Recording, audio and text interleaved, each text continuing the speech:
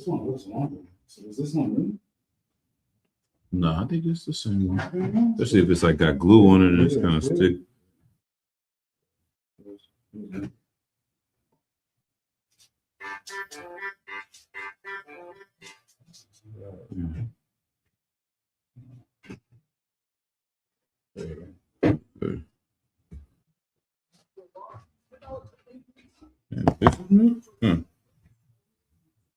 I don't know. I can't tell now.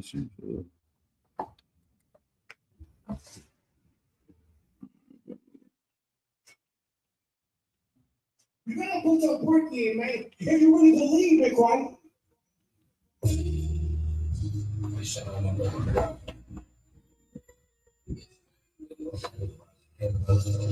We'll see you in class.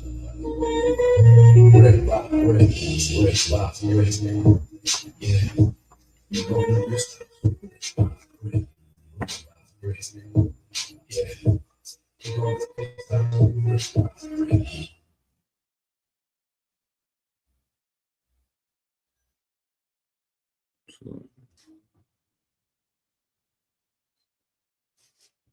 Put your work in, man. If you really believe it, right? Hey, shout out my brother Gerard, man. Listen, man. We'll see you in class. Red box, yeah.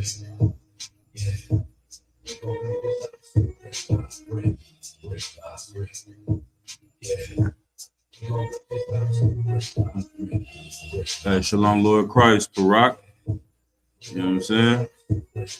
What's on Christ? Let's get it going. If y'all got any questions online, type them in the chat.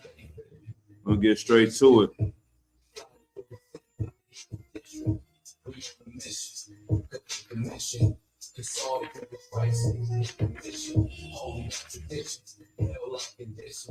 The serving Lord people, they need position. They look like politicians. Cause all it took was bread and a few fishing. Serve the Lord attentions. The mention. I just hope you looking down. We need attention. Part of my dispositions. Follow my intuition. Cause they like vision. I'm niggas style Christian. Yeah.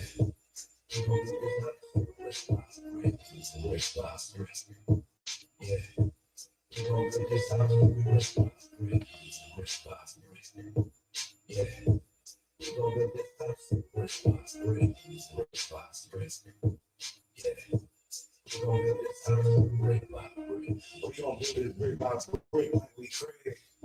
My faith in the world, me for dead.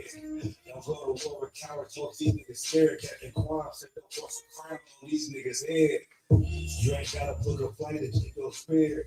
This kingdom full of witchcraft, smoke, and beers. The oppressor, the devil, UT, red. We can build our cities up again without white even tears. That's the kingdom of heaven. They don't want to see unite because they see it's a weapon. Hey, Shalom, most high Christ, young man. All right. Any questions? Go ahead, type them in the chat. We're about to get it going. The apostle for real. Shout out to them brothers, man. Get in here. All right, let's clap it up.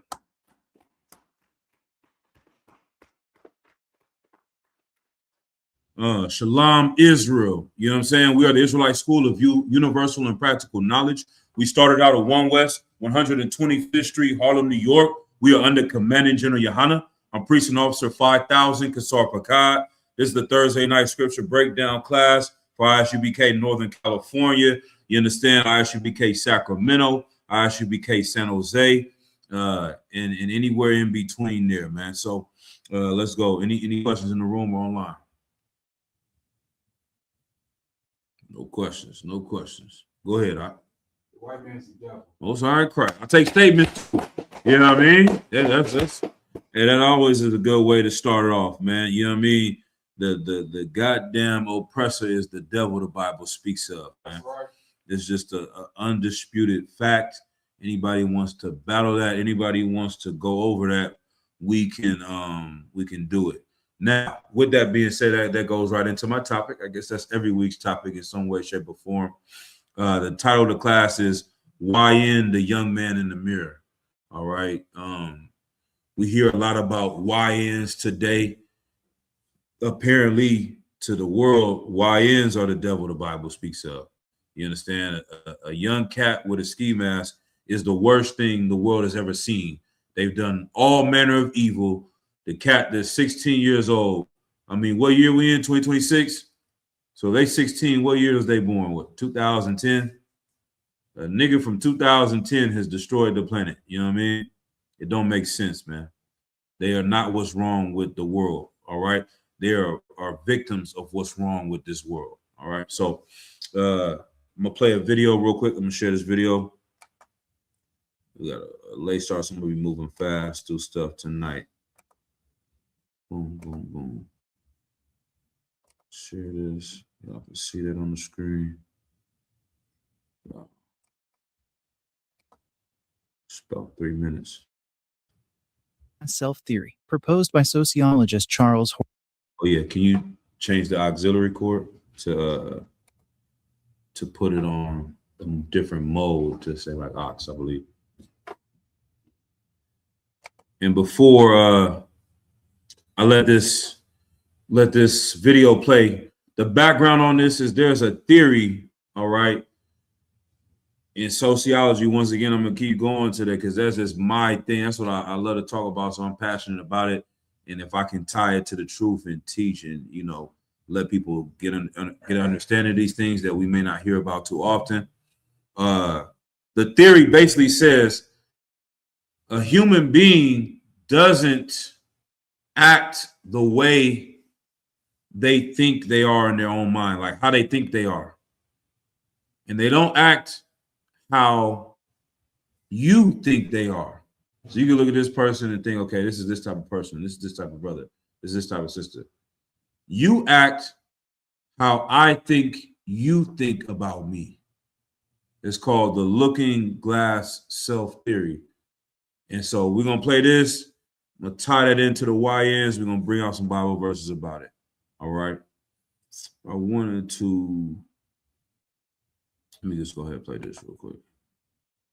Understanding Socialization and Self-Identity Formation. The Looking Glass Self-Theory, proposed by sociologist Charles Horton Cooley, provides a valuable framework for understanding the process of socialization and the formation of self-identity. Cooley's theory suggests that individuals develop their sense of self through their interactions with others and the perceptions they believe others have of them. This video explores the looking glass self-theory in the context of socialization, shedding light on its key components and its implications for individuals' self-concept and social development. The components of the looking glass self. According to the looking glass self-theory, individuals develop their self-concept based on three primary components: imagining how we appear to others. Individuals imagine how they are perceived by others in various social situations. They try to understand how their behavior, appearance, and actions might be interpreted by others, forming a mental image of how they are seen. Right there. So you make your own self-image and concept and what they call it self-esteem based on how you think. You might want to slide over, you know what I mean? So yeah. I feel weird when I can't see you. You know what I mean? But you see how other people are looking at you, and then you start to think, okay, this is who I am in the world. All right. Then I'm gonna play a little bit more. I'm gonna bring it all together. Interpreting others' reactions. Individuals interpret the reactions and responses of others towards them. This includes verbal and nonverbal cues, such as facial expressions, body language, and tone of voice. They take these reactions into consideration as they develop a perception of how others see and judge them. Right. So how people look at you, how they move when you come in the room, their facial reaction. If it's like, hey, what's up? They're like, okay, it must be cool today. This shirt that I'm wearing, every time I wear it, people give me compliments. I'm a pretty fly guy. You come in, every time you wear this shirt, people start whispering. You're like, damn. Your self-esteem is going to be created based on how you think what's going on in their mind. All right.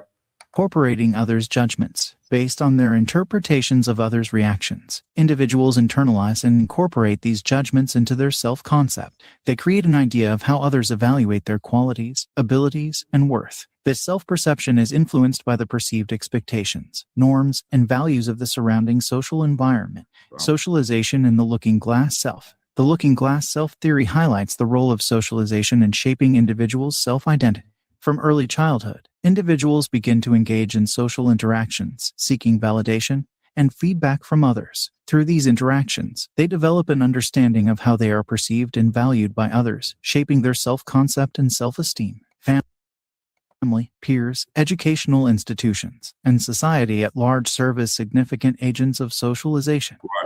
So, okay, I'm gonna keep letting it go. Feedback and perceptions received from these socializing agents shape individuals' beliefs about themselves, their abilities, and their place in society. For example, if a child receives positive feedback and encouragement for their academic achievements, they may develop a positive self-image as a good student. Implications for self-identity formation. The looking glass self-theory has several implications for self-identity formation. The social construction of So, breaking it down, you know, these Edomites is wordy and they say a lot of stuff. It's the reason why they talk like that. They said they'll talk in a language that we don't understand. You know what I'm saying? They don't want us to understand these things, so they hide it in all these words for no reason. You know what I mean? What is he saying? He's saying if you have a teacher and they tell you you're a good student and you're smart, how do you think that kid is going to be? How do you think they're going to behave? Go ahead, sis. You work in the school system, so if you're teaching this child and you say every time you come in here the class is improved, you say amazing things, and you're an excellent student, you are super smart. What do you think that's going to do for that child's self-concept? Right. Get a sister ahead. You understand? Now, on the flip side, if every time the kid comes in here, you say you're disrupting the class, you're a bad student, you need to go on detention, you need to go to the principal's office, we need to get you out of here, you can't sit still, you don't do this, you don't do that, what is that child going to think about themselves now, Matam Ya? Exactly. He's going to think I'm a horrible student. I shouldn't be here. He's going to have a low self-esteem when it comes to going to school. So I'm going to play a little bit more.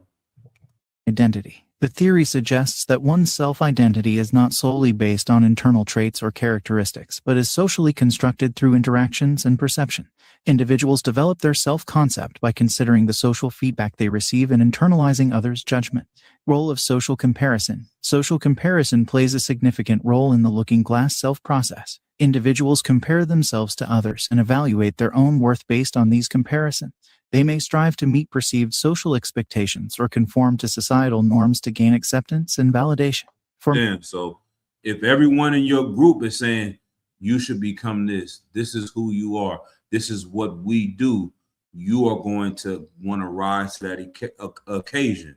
East Indians do it all the time. If you're not an engineer or a doctor, you're not welcome in the East Indian community or in the tech industry.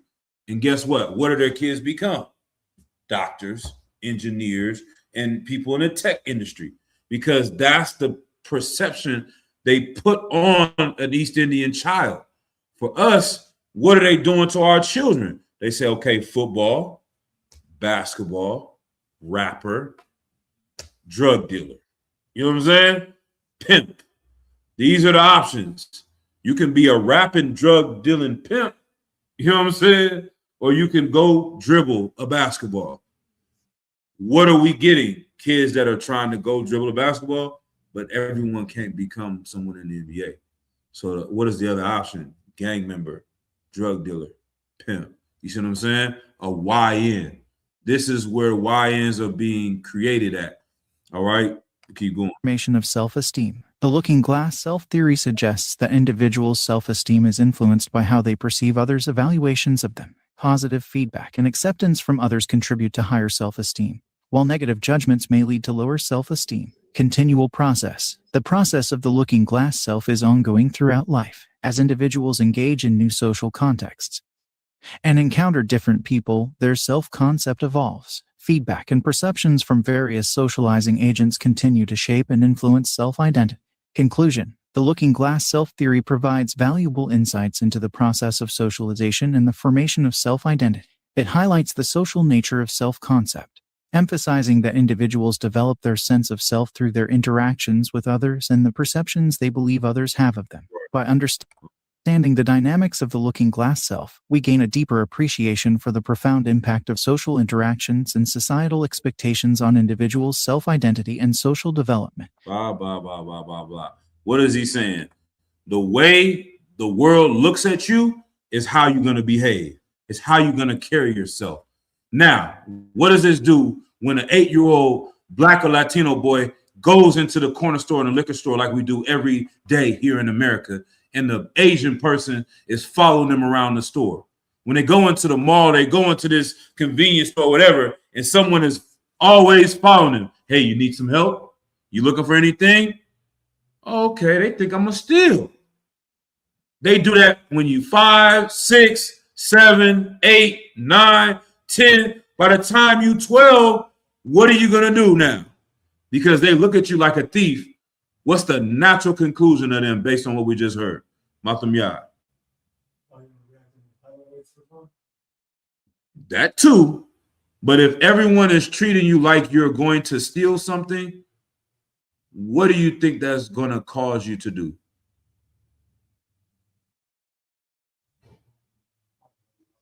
What did you do when people treated you like a thief?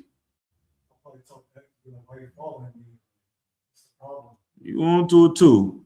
Azar, what do you got? Probably think that you're probably going to be a criminal. Yep. So what's this going to lead you to do? Sit. Exactly. Get a brother a hand. If you're going to treat me like I'm going to steal every time I come in the store, then why shouldn't I just go ahead and steal? That's my role in society. That's what you want me to do. I'm going to act like how I think you think I am. That's a hard thing to understand. So I'm going to keep saying it to make it register. I'm not going to act how I think. In my mind, I don't steal. In your mind, you may not even think that I steal. But if you treat me or I think that you think I'm going to steal, then I'm going to start stealing. You see what I'm saying? Because everyone has a spot in the society. So once again, you put on one side, the engineer is looking at this kid. You look like an engineer. You're East Indian. You're going to go to school and they're going to treat you like an engineer. They're going to put you in the, what they call it, the STEM classes. And they're going to do things to you that put it in your mind that I'm going to be an engineer. And then you become an engineer. But we grow up in a society where when you look on the music videos, you see people with guns and shooting each other. You see people selling drugs and pimping each other. And then when you go outside, you see men like you doing the same thing. Then when you get pulled over by the police and they pull a gun on you when you're 12, they're treating you like you sell drugs. So at some point in time, after getting pulled over or get a gun drawn on you, or you get searched 20 times later, why am I going through the struggles of being a drug dealer without being an effing drug dealer? I might as well start selling drugs. You see what I'm saying? And that's what happens to our people. So let's go ahead. Let me get 1 Samuel chapter 16, verse 7. This is how they created YNs. YN, the young man in the mirror. Instead of the young nigga in the mirror, the young man in the mirror. This is the new version of the word thug.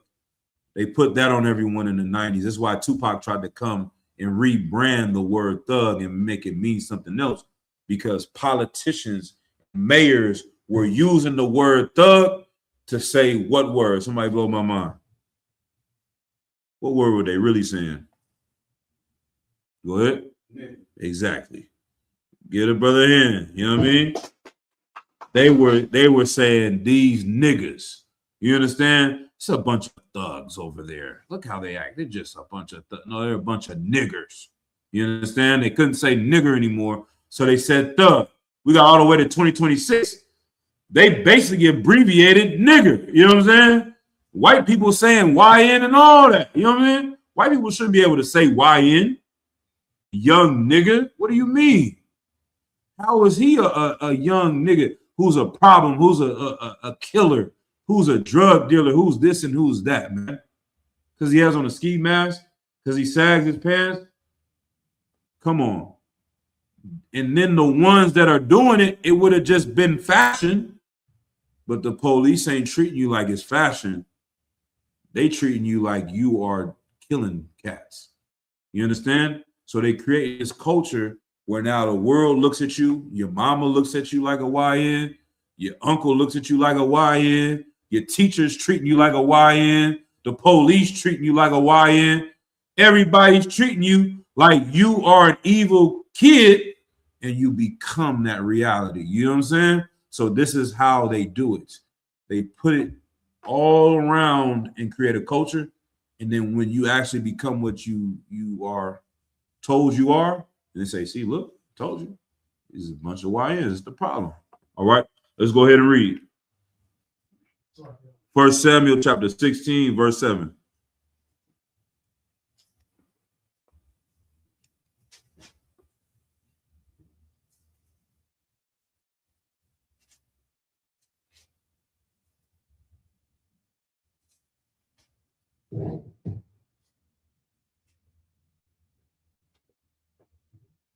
Come, this is the book of 1 Samuel, chapter 16, verse 7.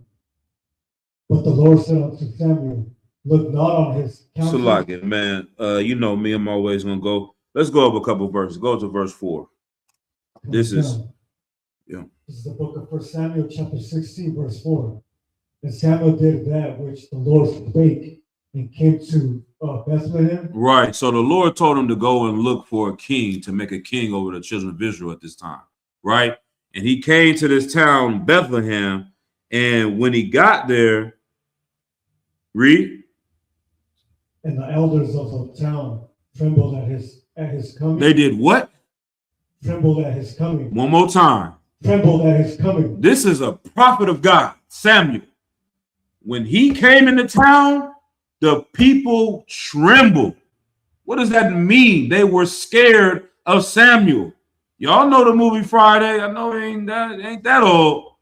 When Devo was coming around, they start fixing their chain, tugging it in. You hear the people start getting scared because he said, who's coming? Devo. Who?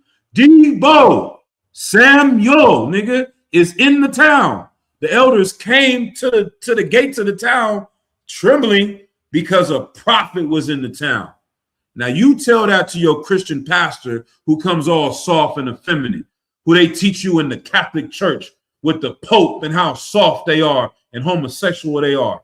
The prophets of the Lord was coming through like gangsters, you understand? Because they was coming in and shaking down the town sometimes. Sometimes they had to come in. They said, we hear people over here eating pork.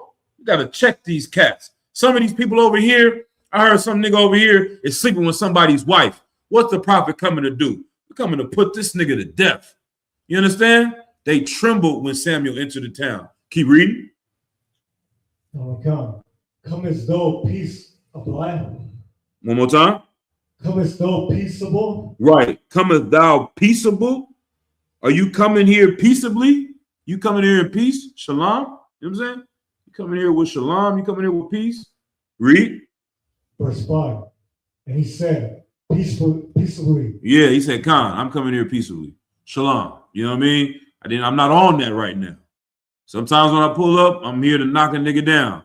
Sometimes when I pull up, I'm just coming here to check and see what's going on. The Lord sent me on a mission. All right, go ahead. Come. I am come to sacrifice unto the Lord. Right. Sanctify yourself. Sanctify yourselves. Read. And come with me to the sacrifice. Right. All right. And he sanctified Jesus and his son. Jesse. And called them to sacrifice. Right.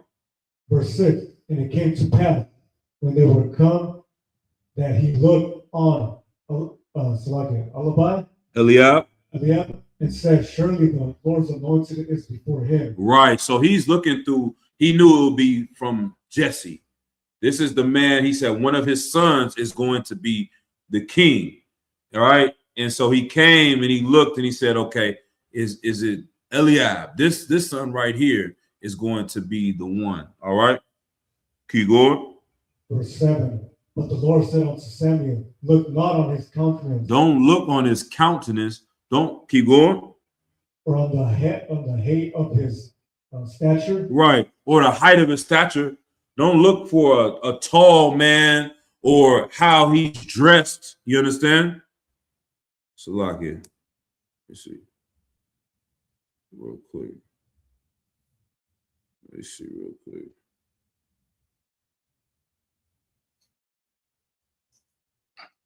Hey, Shalom, Lord Christ. Everything to up? I'm teaching class right now.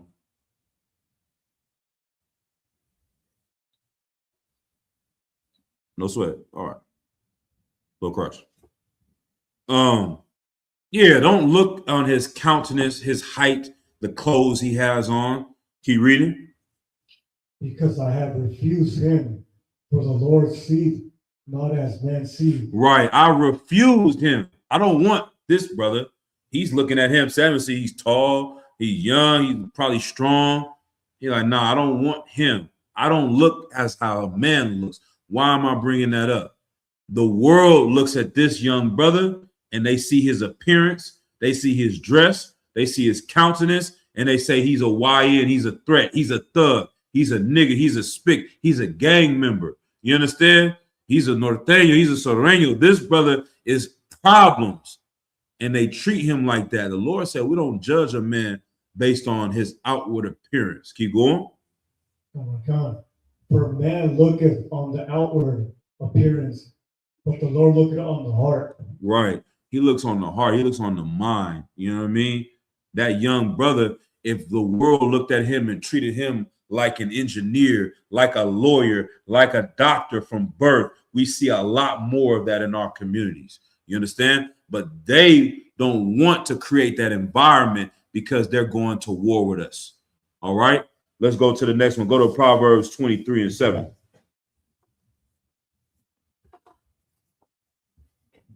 It's a very simple game they're playing with us. And it's not hard to defeat them at this game. You know what I mean? But if you don't know the rules and you're not even aware that it's happening, or you're playing for the other team, like literally, when you, I always say this, they have jerseys specifically when you play any sport to know who's on your goddamn team. You understand? When you were in a certain game in basketball, the certain teams are wearing the lighter colors, the white jersey, and the other ones wearing the darker colors.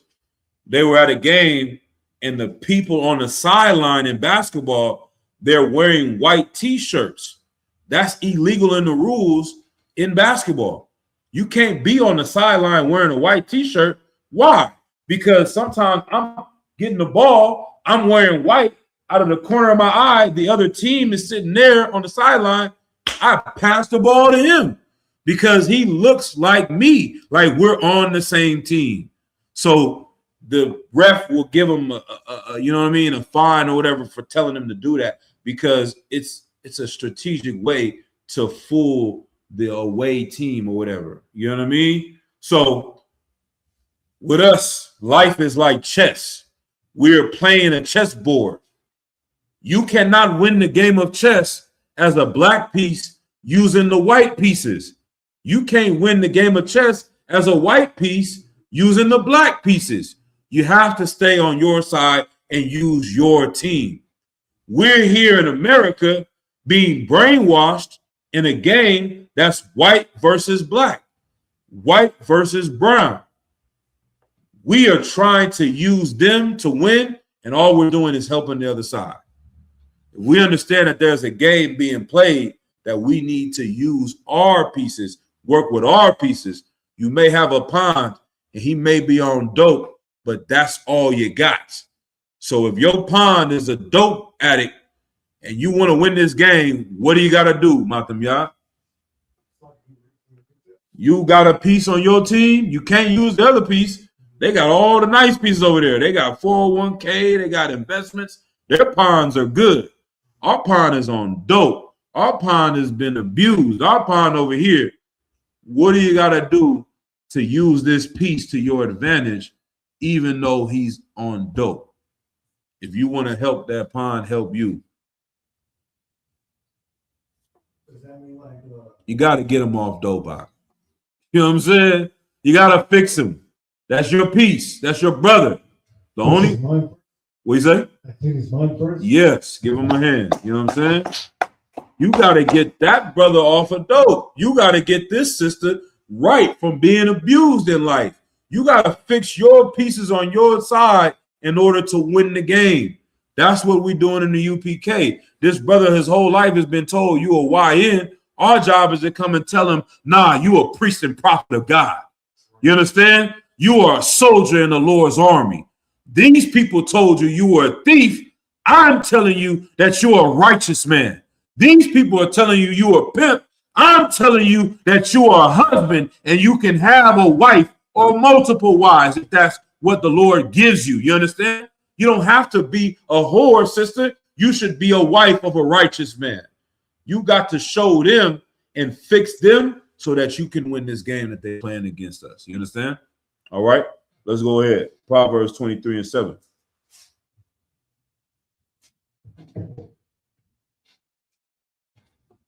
Come. It's the book of Proverbs chapter 23, verse 7. For as he thinketh in his heart, so is he. Right. As a man thinketh in his heart. What is your heart? Your heart is your mind.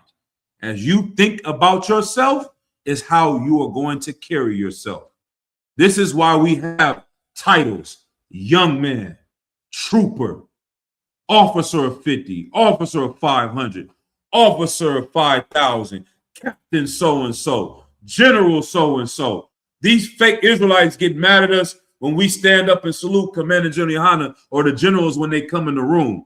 In our mind, that is a general. There's no difference with the Edomites.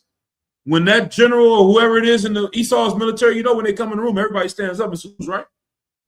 They do the same thing. What makes him special? Because they believe it. That's it. We're sitting on a planet, we're sitting on a rock.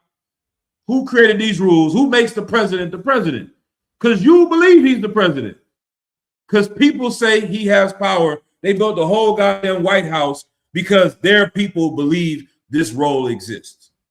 So we can't do the same thing. If you're a slave, you can't. If you're a slave, you can't say, this is an officer of 500. If you're a slave, oh, that's just that nigga from up the street.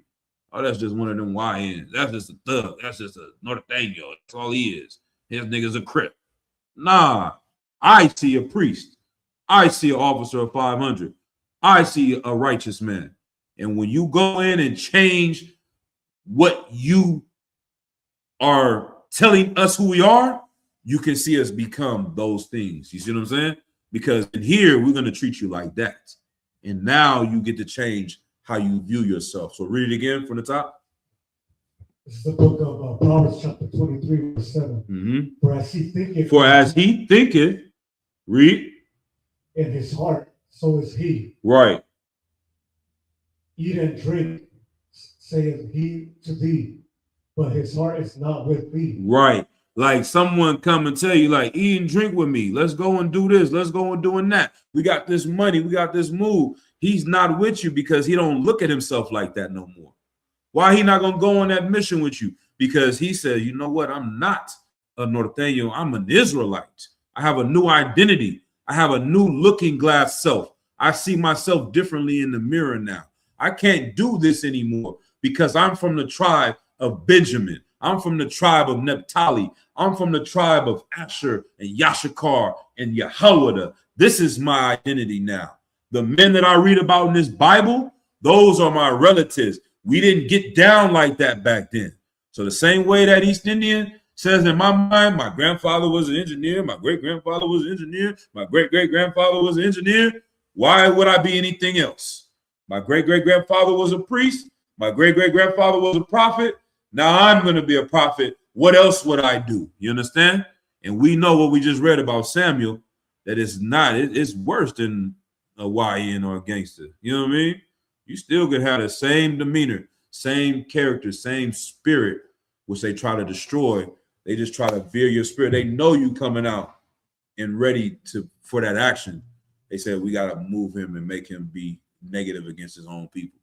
We don't want that same kid that'll destroy the whole neighborhood because of the pain he felt of losing his comrade, his brother.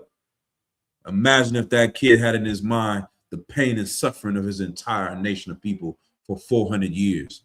What would that YN do to the enemies of his people? It's a problem. You understand? They don't want that problem, so they got to do everything to destroy him. All right. Let's see. Anything else on that one? Nah. Let's see.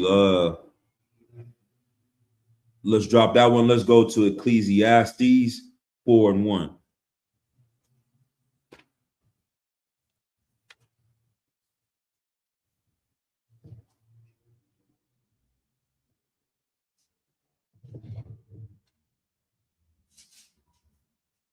Ecclesiastes chapter 4 and verse 1.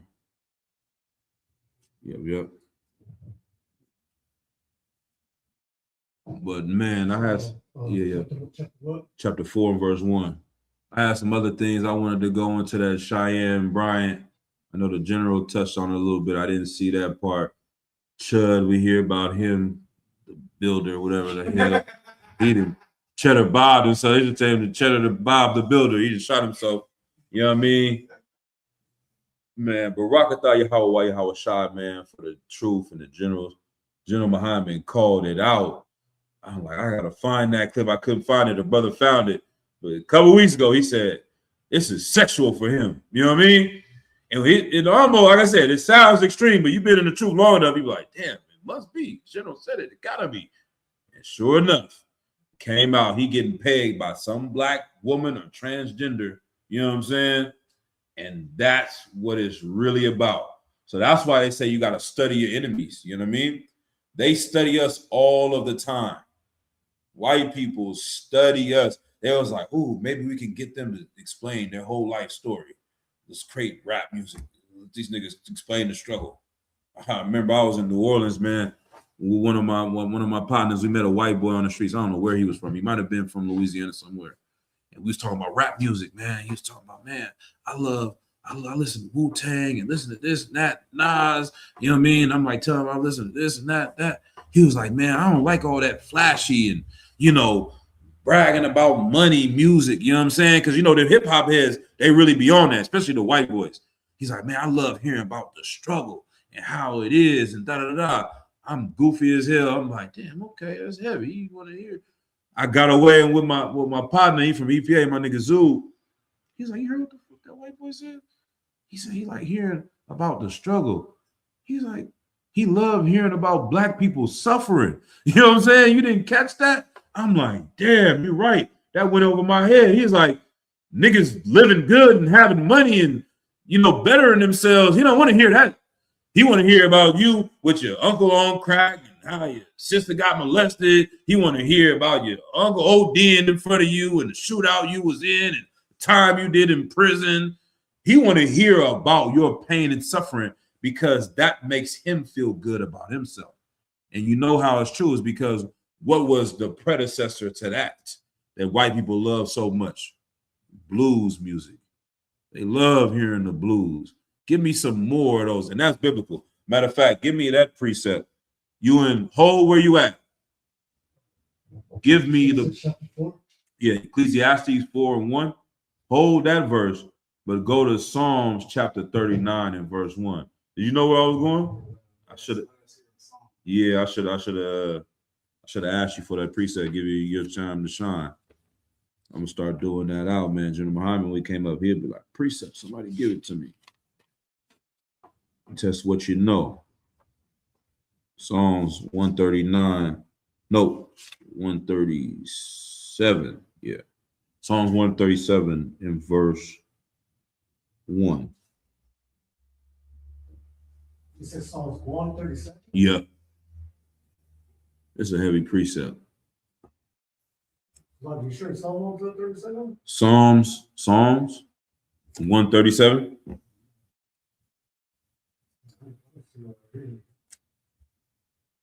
Let's see. Psalms 137? 137. Not 137. Psalms 137. Chapter 137 and verse 1. Yeah, that book of Psalms is David was getting it in. Man, to me, everybody reads the Bible differently, but I always say when I read the book of Psalms, I hear Tupac's voice in my head. You know what I'm saying? Because these are songs of a warrior. You know what I mean? David, these are songs, but it ain't no weak song. Or maybe it would be, now I'm listening to Chalino and stuff more. I'm starting to hear the corridos, and these songs is really gangster. ICR showed me one where it like translates what they're saying, and it shows you how gangster it is on TikTok. I'm like, damn, he's saying all that. But that's what Psalms is, man. These are songs written by a gangster, a soldier, you know what I mean? A killer. David had bodies. So I can go ahead. Come on, this is the book of Psalms, 137. Mm-hmm. By the rivers of Babylon, there we sat down. We wept when we remember Zion. Right. By the rivers of Babylon, we sat when we remembered Zion and cried. They had tears because of the things of remembering how their life used to be before they was in slavery. If anybody's ever been to jail, or you can imagine going to prison when someone's sitting in there and they got this long time, you know what I mean? At some point in time, you're going to have to sit there and be like, damn, I remember my life when I could go over here and do this or go visit that. Or now I know so-and-so has died. I can't go to their funeral when my family's getting older. You would just be in pain about the loss of how your life has changed. You understand? Now we in captivity serving these filthy Babylonians. You understand? You hearing about women getting assaulted. You hearing about this person got his hand chopped off because he didn't want to carry this cart. You understand? You seen all the lives that were lost in that war and that battle. So they crying, remembering how their life was before they were enslaved under these people. Keep reading. Come. Verse 2. We hang our harps upon the willows in the midst thereof. Right. The harps is like the instruments to play music. They put them on the trees. They don't want to play any music. You understand? Like something tragic happens, and you know how it is when you in a good mood and you in school and they making beats on the table and they rapping at lunch. You having fun. This is a good time. Now you've heard about all these people dying and all this stuff. You don't want to do that at this point. You know what I'm saying? You in mourning. Keep going. Come. Verse 3. For there they carried us away captive, required of us a song. Right. Even though we was carried away captive, the ones that took us, they required of us a song. They made us sing and dance. In the old school movies, you have somebody shooting at somebody's foot while they kidnapping them. We dance, nigga, and they shooting at their feet. They got a tap dance. That's what they did. They were like, that's how you know we are the children of God in this book. And you know the spirit of these oppressors has been the same. Dance, nigga, dance. That's what they do today. Kevin Hart just did a whole example of this. You understand? You made some money for us. Come and let us make fun of your condition as being a black man. Don't matter if you got more money than all of us on this stage. We're going to disrespect your women in front of you. We're going to disrespect your children. We're going to disrespect your wife. We're going to disrespect everything and call it a joke and that we're just having fun. Nah, this is not a joke. You understand? They are doing a verbal castration. You understand? A public castration of Kevin Hart in front of everybody. You understand? And they got to that last point, and I got you, sis. I don't know if y'all watched it all or seen it, but at the end, they tried to make him sit on the Rock's lap. I'm like, this nigga better not sit on this brother's lap. You know what I'm saying? He better not sit on his brother's lap. He didn't do that. And what's the reason why? Did y'all see it? You didn't see it. Okay, the only reason why he didn't do it is because of Cat Williams was there. Cat Williams came out there and checked him in the spirit out of brotherhood and told him about himself. And it was jokes, but you could tell it was real. And even inside of it, he joked about him and The Rock being lovers. You know what I'm saying? Somebody on the mic, the Edom might even say it, and he was like, if you do it, the cat's going to be right. You know what I'm saying? He said it in the back. I'm like, damn, I can't believe I'm watching it. If you sit on this line, the cat's gonna be right. And he didn't do it. You know what I mean? But if Cat Williams wouldn't have been there and that devil wouldn't have said that, man, he would have done it. You know what I mean? Because he has been destroyed. So I get, but they love laughing at our pain and our suffering. It makes them feel good. Keep reading. Come. And they that wasted us required of us birth. Right. This is what does that mean, Izar? What is mirth? They required of us mirth. That's an important word. Alexa, are you working? She was working with Karak the other day. I don't know. You got it? What's the definition? And then you have, I forgot you had your hand raised too, but go ahead with the definition. Right. They required of you to be happy. In slavery, they did the black face. After slavery, you see the black face with red lips and the white teeth. They required of us to be smiling and happy and whistling and singing, because if you were sitting there frowning, you mad about being a slave, boy, what you mad about? You mad? That means you plotting on me. You ready to get up and pick up a gun or a knife and come kill me, boy? You better put a goddamn smile on your face, boy. Yes, sir, master. Yes, sir. Yeah, I like it like that. That's a good boy. Now, you see how he is, y'all? That's how y'all need to be. Anybody out here have a frown on their face, I'm giving them a lashing. You better be, anybody got a frown, you getting a lashing. You better be smiling, boy. And after a while, when you see a little kid, everybody on the plantation, you growing up, they smiling and laughing. You think that's how it is. You think they're really happy. You didn't know it was beaten to them to be like that. You understand? This is why we have the best comedians in our community, because in order to make it through these situations, we learn to laugh and make a joke out of everything. You know, niggas in prison, they got some of the best comedians in prison. Because how the hell else you gonna survive through 20 goddamn years if you're just mad and angry and depressed all the nigga that come in and make everybody laugh is like gold, you know what I mean? Because he lightens the mood of the oppression. But the sister has something. Can you remember your point? Or you have a question? Oh, I just have a question. Was that like some type of Willie Lynch type of tactic move? Yes. What you as far as what, like? Well, I read a little bit about the Willie Lynch, how like the, I don't know if I said like the release of the emasculated man and stuff like Yeah. To that type of tactic. Yes. Because one thing about, there's nothing wrong with laughing. There's nothing wrong with comedians, right? There's nothing wrong with having fun. But to a certain extent, it's childish. It's almost effeminate to never be serious, to never, like, you're in the middle of a plantation and you laughing all goddamn day. You in prison and all you're doing is laughing all day. Like, when are you gonna be serious? What are you gonna think about? Okay, what am I gonna do when I get out of here? You spent your whole bed making jokes. You didn't plan or go read a book or go learn nothing so you can advance yourself when you get out of here. At least they don't want you to do that. You see what I'm saying? And that they didn't want us to do that on the plantation. The more you keep us laughing, the more you keep us playing and joking, the better it is for them. All right, go ahead, sis. You remember your point or question? Yes. So, would this also? So would this parallel to when the oppressor say you should be happy for what you do have? And like you shouldn't complain essentially. Correct. Would this be like an explanation as to why they might believe that? For sure.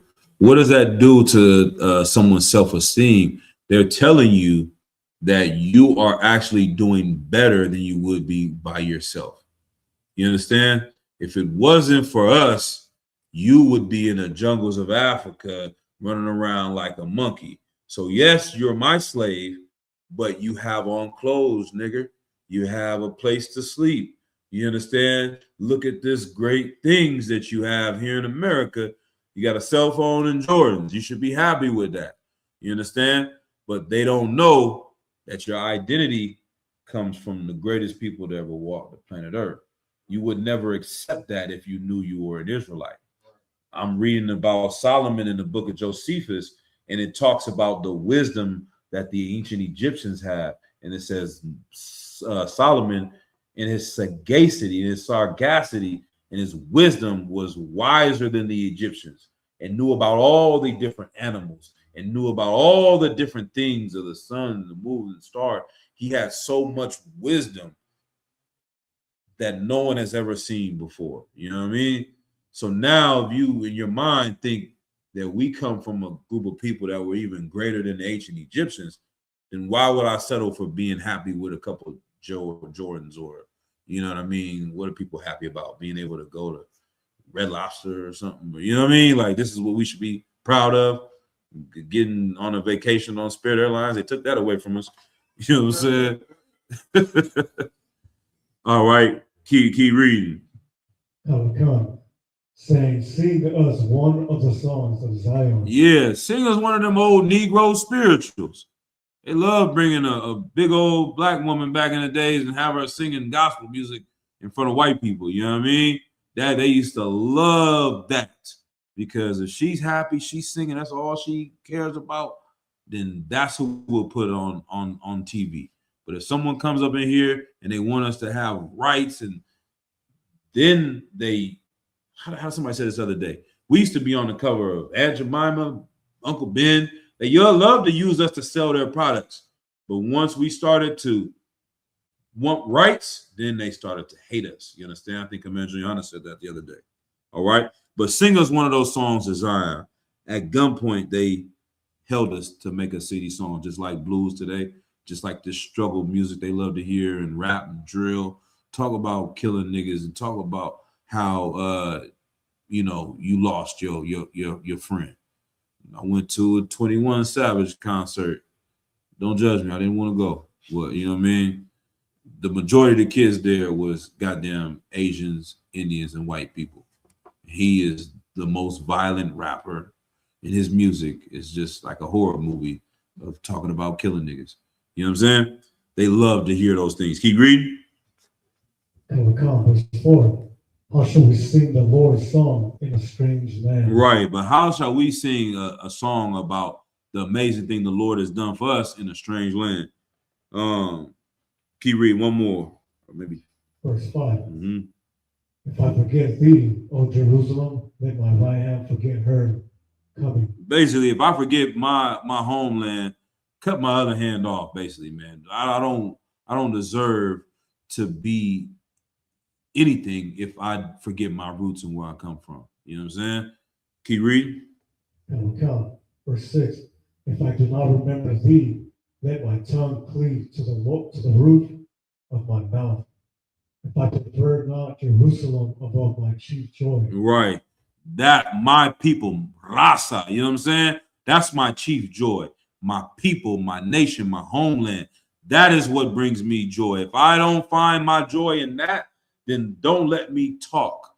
Kevin Hart doesn't find joy in his race, in his people. He finds joy in enriching himself, in doing rainbow activities. He finds joy in everything else other than his own people.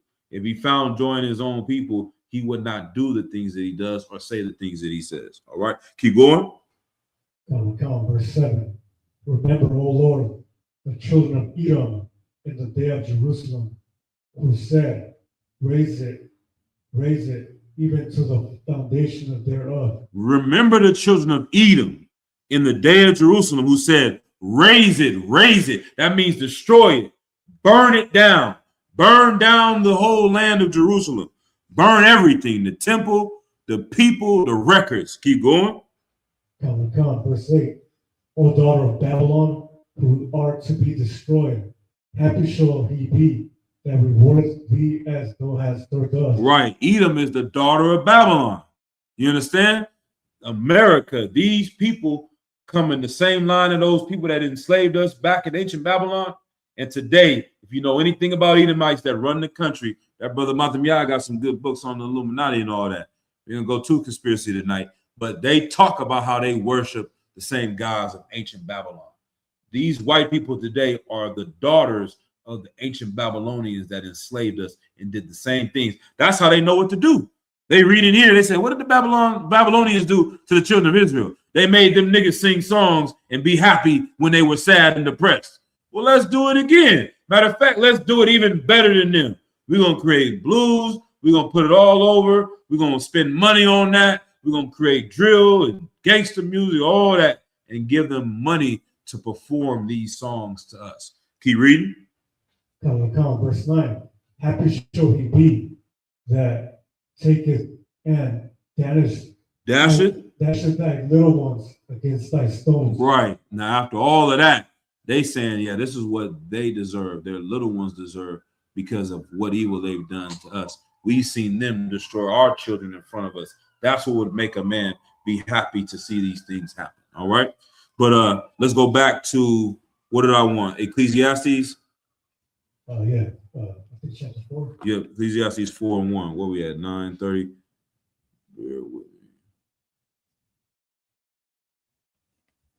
If y'all gotta go, no sweat, man. I know I had a late start. There's no sweat. Ecclesiastes 4:1. This is the book of Ecclesiasticus, chapter 4, verse 1. Mm-hmm. So I returned and consider all the oppressions that are done under the sun. Right. So I returned and considered all the oppression that are done under the sun. These things, you have to come into the truth and think about the oppression that's happening to that YN, because you can get caught up in it real quick.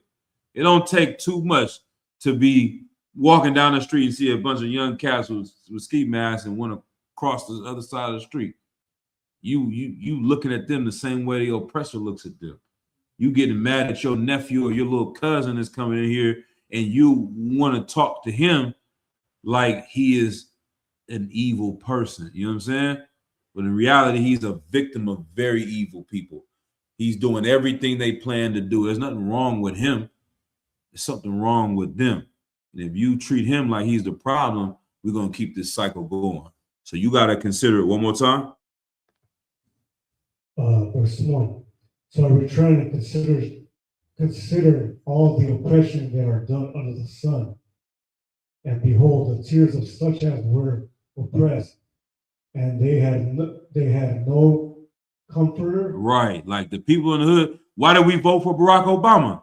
Because he said, I have hope. I got change. He came and told you a lie. You had a feeling that, oh, I'm going to be done with this suffering. The ghetto's not going to be the ghetto no more. We're not going to experience the things that we had before because we got our savior. We got our comforter. We got Barack Obama, who's going to bring change and hope to the hood. We don't have no comforter. You understand? We don't have no way out. Once he came and failed, what else do we have to believe in? Nothing. All right? Keep going. Oh my God. And on the side of their oppressors, there was power. There was what? There was power. Right. We don't have anybody on our side. We don't have no comforter. And on them, they not only have power, they're increasing in their power. You understand? We come up in the 80s, you might have found a way to hustle and get away out the hood and do this or do that. It's cameras everywhere. You literally hear OGs come out and telling the young niggas, the technology too good. I see this all the time. I don't know if y'all seen them posts on Facebook or Instagram. On my algorithm, they got older drug dealers, older robbers, older shooters trying to warn these young cats, the game is over. The technology is too good. You're not going to get away. Everything's recorded. Everything's on camera. You cannot escape it. The only reason why you're going to get away because they want you to get away. Other than that, as soon as they want to catch you, you're done. You understand? They call it the goddamn trap. It was called the dope house in the 80s. Past the 90s, they're like, this is the trap. Because it's a trap.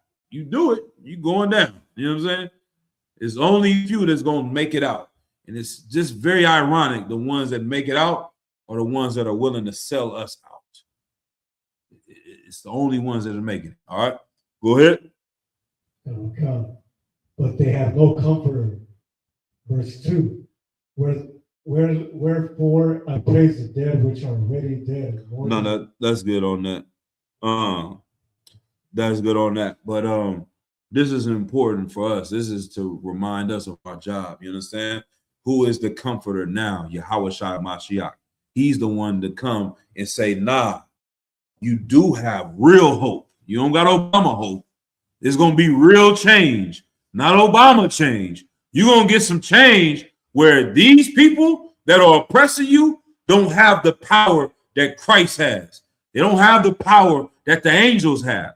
They don't have the power that the priests and prophets have. How dare these niggas in the UPK think that they have power? We got this, we got that, we got SPLC, whatever. I can never remember that word. Well, this is the Southern Poverty Law Center. I can say that. But for one reason, SPLC, I got to read it. I'm getting old, man.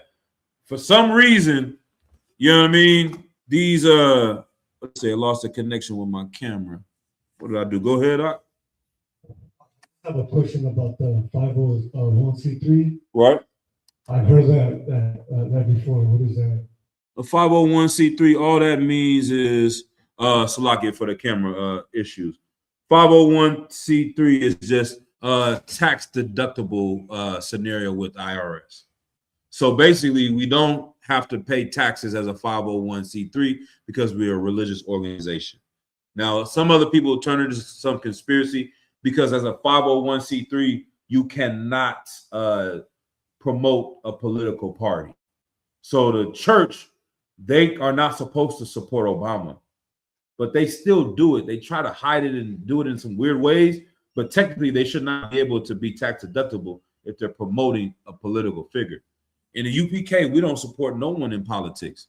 All we're doing is making sure the IRS don't raid us because we're collecting donations and not reporting it. You understand? So that's why a lot of these fake Israelites that speak against that, they're going to go down. And the 501c3 is in the Bible too. We can pull those precepts later if you want after class. I believe it's in Ezra's. In the book of Ezra, it talks about how the king gave us notes to go and tell to other people not to tax us. You understand? Because the priests were building the temple again. So everything that we do in the UPK is in the Bible. You know what I mean? But yeah. Let's we got different hope that's coming, man. So let's go to Ecclesiasticus, chapter 13, verse 23. Yeah, in the Apocrypha.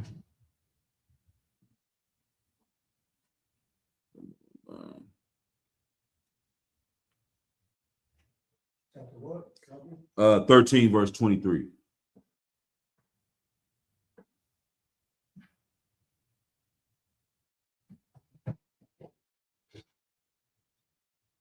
This is the book of Ecclesiasticus, chapter 13, verse 3. 23. Oh, Salah. Mm-hmm. Verse 23. He that breathed in at her windows shall also harden. No, that's not it. You said Ecclesiasticus 13, verse 23. Chapter 13, verse 23. Ecclesiasticus chapter 13. When a rich man speaketh, that's what it says. This is the book of Ecclesiastes, chapter 13, verse 23. When a rich man speaketh, every man holdeth his tongue. Yeah, when someone's rich and wealthy who the world respects, people are quiet. They want to listen. If Nipsey Hussle came around and told people in the hood, this is what you need to do. Jay-Z, everybody want to take a meal with Jay-Z. He come over here and tell people what you need to do. Everyone is going to listen to him because he's rich and wealthy and powerful. Go ahead. I will come and look what he said. They exalted it to the clouds. They put it up to the clouds. I seen Nipsey Hussle. They painted him like he was Jesus when he died. Y'all see? People getting him tatted and putting wings on him and all that. You know what I'm saying? Got a tattoo of Nipsey, Pac, Biggie. You know what I'm saying? You even got a tattoo of your grandfather. Your dad didn't die, but you got Nipsey on your arm. You know what I'm saying? They extolled him to the clouds. This is a great and wise man because he has a corner store. God damn, how far we fallen. You know what I'm saying? A nigga built a corner store in the hood. They likened him to Jesus. Y'all think I'm playing? I could pull up a picture of Nipsey like white Jesus right now. You know what I mean? It's ridiculous. All right, go ahead. I digress. Salakia. Come. But if the poor man speak, they say, what fellow is this? Yeah, that's what they tell us at camp all the time. Y'all niggas need to get a job. Why don't y'all have a job? I don't know what they think we do. I don't know what they think we're doing. You know what I mean? How we maybe we just like completely on Section 8. Everybody, no one works. I don't know how they think we survive or buy camp equipment or nothing. We clearly couldn't be doing nothing illegal because the government would have been shut us down. So I don't know what they think, but in their mind, a nigga speaking against white people just cannot have a job. You know what I'm saying? He has to be uneducated. He has to be, not working. You know what I mean? And it's really not in the spirit. It's not about, I don't even believe the oppressors believe we don't have a job. I think it's about them wanting other people to think that we don't have a job. You know what I'm saying? They want our people to think that we're just doing nothing with our lives. You know what I mean? To put us down more, right? So when the poor man speak it, no one listens. They really tell you to shut the hell up. If you have some money, we'll listen to you. But if you broke, you're not valid. Go ahead. Come. And if he stumbles, they will help to overthrow him. Damn, that's crazy. And if you're poor and you're struggling, they're going to even do more to push you down. But the rich man, he already has everything. They help him more and get built up more. All right. This ties into the YN thing once again, man. The brother that's struggling, that's poor, they want to push you down more. The ones that are gaining money and wealth by selling our people out, they push them up more. Those are the voices they want you to hear. You know what I mean? The 21 Savages making millions of dollars promoting YN culture, and he gets magnified. We come out and say, that's not us. They want to push us down further. All right. Two more. 2 Corinthians 5:17. Let's run through it real quick. Whoever get it first, we'll just go like that. 2 Corinthians 5:17. Salavia. Young man, Dennis from South Carolina. Most High in Christ. Most High in Christ. Shalom.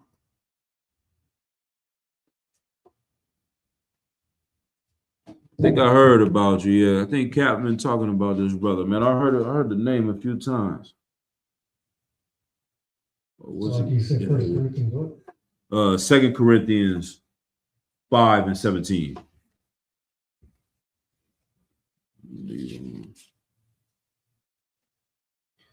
Come, this is the book of 2 Corinthians chapter 5, verse 17.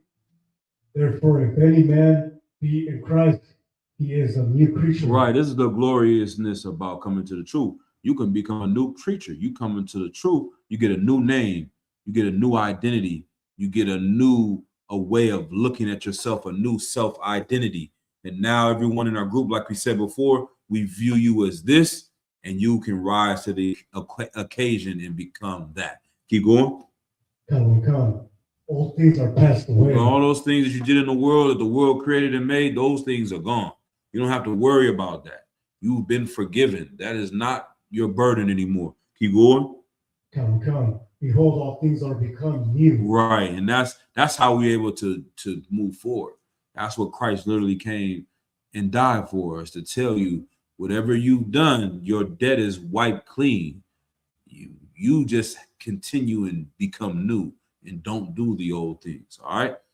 Push the work of the Lord. Drop that. Give me 1 Peter 2:9.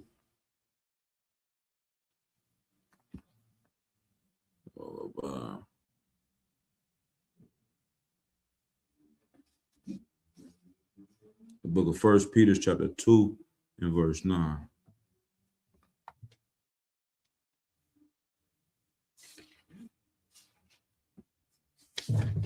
Come. This is the book of 1 Peter chapter 2, verse 9. But ye are a chosen generation, Right. a royal priesthood, and holy nation. Right. These are how we should look at ourselves. This is what a young man needs to hear. You're not a YN, you a YM. You're not a young nigga, you a young man.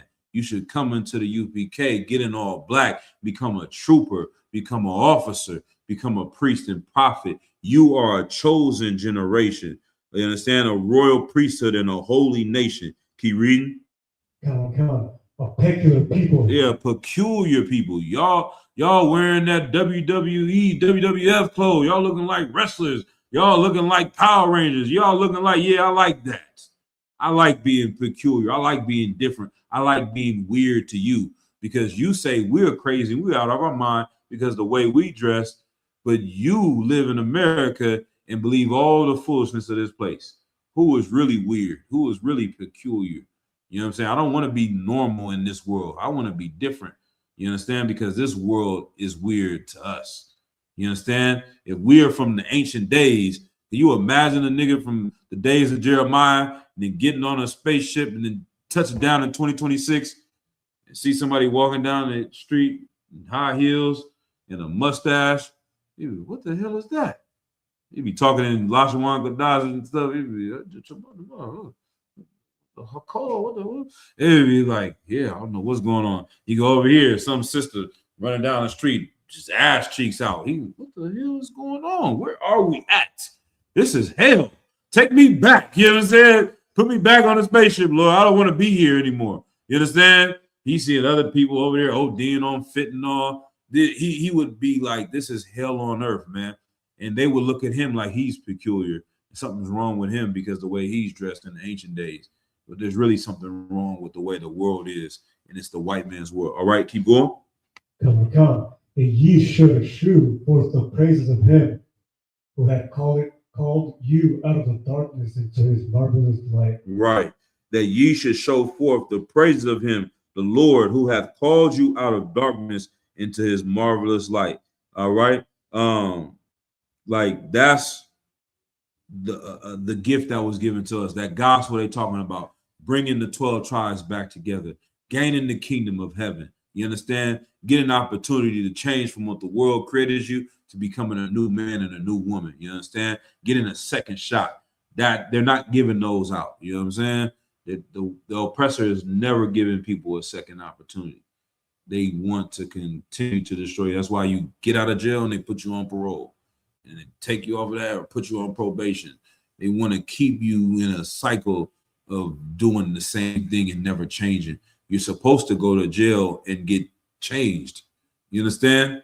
And get reformed is what they call it. In Europe, in white countries, their jails are like nice apartments. You understand? They give them classes and opportunities like college. You know what I mean?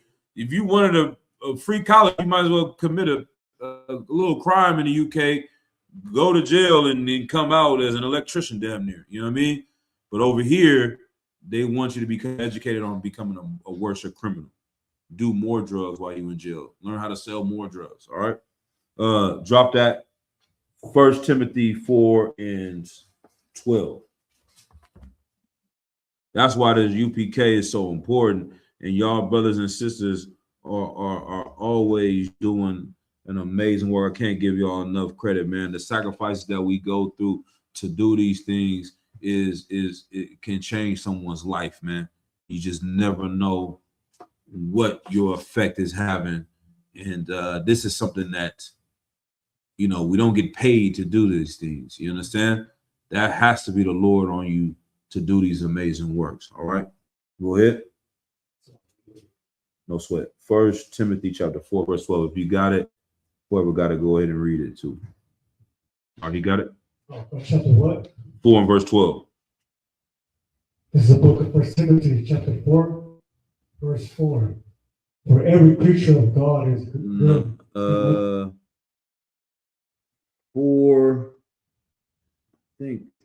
Let's see. Hold on, real quick. I think it's 12, but that doesn't look like. No. Let me see. 10. Nope. We might not have it. My pen messed up, so I can't find it. We'll come back to. Let's go to the next one then. Romans 12:2. This will be the last one then. Might be able to find that. Phone died. Romans 12:2. Maybe it was 2 Timothy 4:12. Let me see something else. Nope. 2.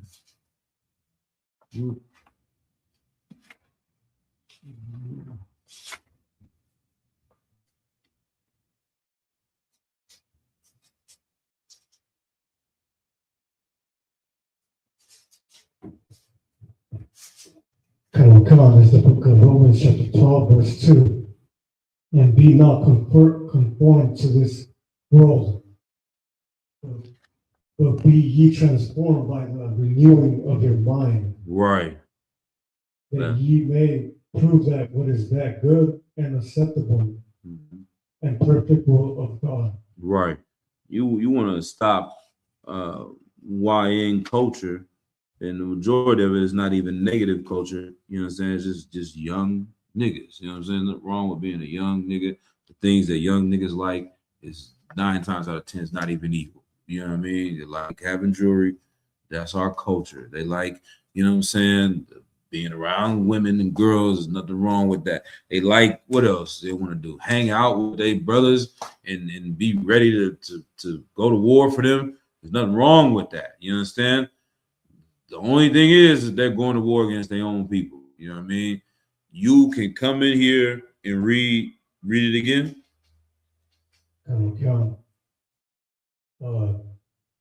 Verse 2, and be not conformed to this world. Right. If we teach these cats not to be conformed to the world and do the things the world glorifies, keep going. Be ye transformed by the renewing of your mind. Yeah, you change your mind, you look at yourself differently, you find more value in who you are and what your identity is, your self-concept is, then you can become something different. Keep going. Come. That ye may prove. That may you do what?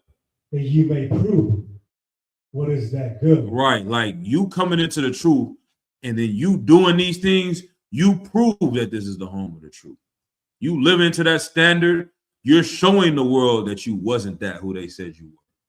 You're showing the world who the Lord sees you are. And you are who the Lord sees you are, as you are.